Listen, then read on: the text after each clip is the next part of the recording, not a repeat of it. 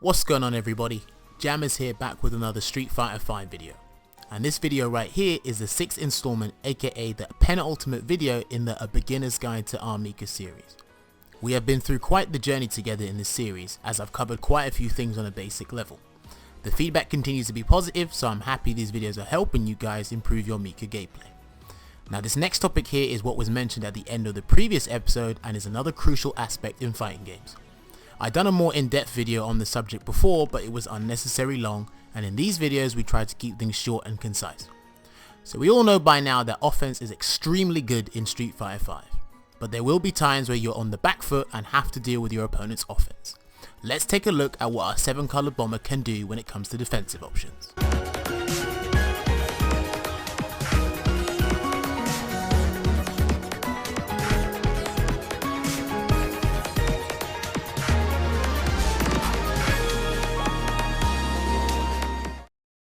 Now what tends to happen in fighting games is characters have a fast normal attack that can be used in a defensive manner, and what you are seeing here is Mika's Crouching Light Punch.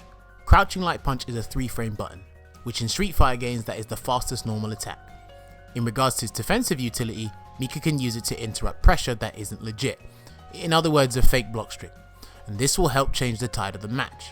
Another area where Crouching Light Punch can be used is on Wake Up. Mika doesn't have an invincible reversal outside of Peach Assault, so this is the next best thing she will use. In a lot of situations on Wake Up, to get a proper conversion, Mika will have to do a normal recovery, then do Crouching Light Punch. On back recovery, Mika can still get some sort of conversion, but that depends on the character and the situation. The last thing to mention is that there are a ton of ways to ensure Mika cannot use Crouching Light Punch to break out of a bad situation, from precise pressure all the way to executing the correct setups on Mika's Wake Up. Opponents can severely punish Mika if they catch her pressing buttons at the wrong time. The next defensive option you are looking at is a move you should be pretty familiar with, and that is EX Shooting Peach.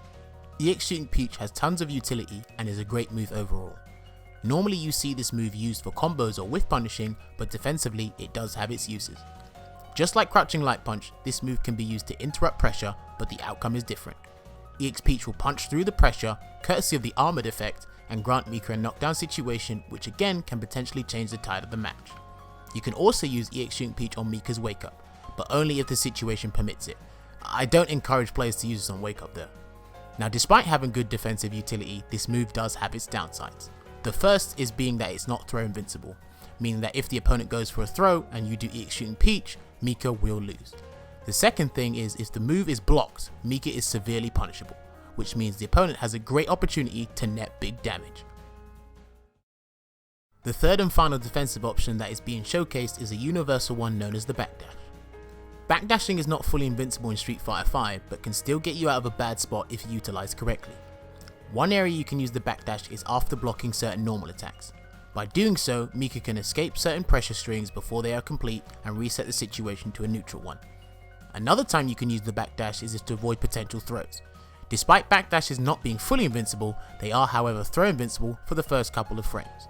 So if you feel the opponent will throw, try doing a backdash. Some important facts to remember about backdashing is 1. Backdashes won't work in every situation. Depending on the situation, the opponent can ensure that the backdash option is rendered useless. This is why learning the frame data of the game is essential. 2. You can get hit out of your backdash. Again, in certain situations, if your opponent goes for a button instead of a throw, you'll be left in an airborne state, which could potentially mean a punish opportunity for you or new pressure possibilities for the opponent. And the final point is don't be predictable with your backdash. At higher levels of play, if you are too predictable on defense, then opponents will make hard reads and punish you heavily for relying on the backdash too often. And that's pretty much it for the video, people.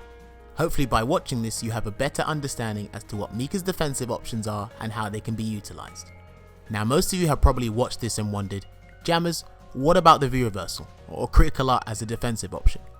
Well, I would have included them, but they have been mentioned in previous episodes in the series and I felt no need to repeat myself. Defense isn't something that you can improve overnight. This aspect of your game will take some time to develop, and understanding situations and knowing the frame data of Street Fighter V can help improve your defensive decision making. Also be sure to mix up Mika's defensive options in general to make yourself unpredictable on defense and really mess with your opponent's head. Let me know how you felt about the video in the comments below. Did the video make sense? Did I miss out something important? bearing in mind this is for beginners. All feedback is greatly appreciated.